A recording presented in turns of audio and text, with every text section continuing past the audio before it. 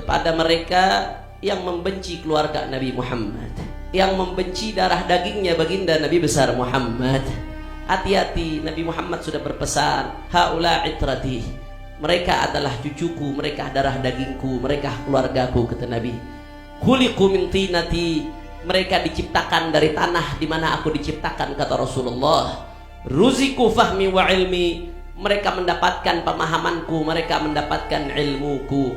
Fawailun lil mukadzibina bi fadlihim, Nabi katakan celaka, celaka. Siapa yang celaka ya Rasulullah? Celaka kepada mereka yang mengingkari keutamaan mereka, apalagi sampai memusuhi keluarga Rasulullah, apalagi sampai menumpahkan darah keluarga Rasulullah. Ma anzalallah alaihim syafaati, ketika Rasulullah umbar syafaatnya diobral untuk umatnya, yang benci keluarga Rasulullah jangan harap dapat syafaatnya baginda Nabi besar Muhammad.